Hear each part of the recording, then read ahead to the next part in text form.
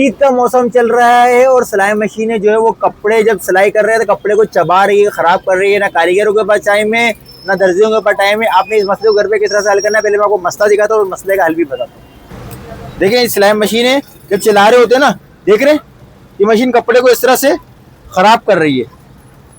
अक्सर लोग समझेंगे कि क्या ये उमर भाई कोई डिज़ाइन बना रहे हैं। डिज़ाइन नहीं बना रहा मैं, मशीन कपड़े को इस तरह से खराब कर रही होती है और इस खराबी की वजह से जो है ना लोगों का जो है ना जीना हराम हो जाता है। ये देखें आप, ये कपड़े को किस तरह से खराब कर रही है।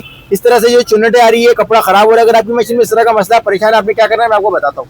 देखिए, ये जो मसला आता है ना, इस मसले का मैं आपको मेन जो रीजन है वो बताता हूँ। सबसे पहले आपने मशीन का फुट जो है ये खोल देना है। मशीन की निडल प्लेट की तरफ फोकस करना है। ये निडल प्लेट यहाँ से ब्रेक हो गई है।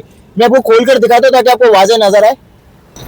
देखिए, ये निडल प्लेट है ना, ये यहाँ से टूट गई है। ये देखिए, आप गौर से देखें। आप ये देखें, आपको टूटी हुई नजर आ रही है।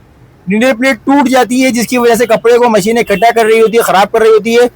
100-150 रुपए का खर्चा होता है, लोग इसके लिए परेशान होते हैं। बाजार से 100 रुपए की एक निडल प्लेट लाएं। नहीं, ये नई निडल प्लेट आप मशीन पे लगाएं।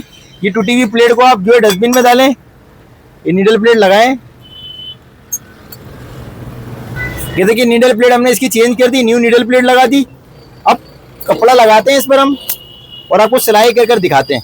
देखिए, अब जब हम मशीन से सिलाई कर रहे हैं, ये देखें, अब ये मशीन जो है कैसी सिलाई कर रही है, बिल्कुल बेहतरीन सिलाई कर रही है, एक्यूरेट सिलाई कर रही है, कोई चुन्नट नहीं आ रहा। पहले मशीन इस तरह का मसला कर रही थी, चुन कर रही थी, कपड़े को इकट्ठा कर रही थी, कपड़ा खराब कर रही थी। ये मसला आपका हल हो चुका है। घर बैठा अपना मसला हल खुद कर सकते हैं।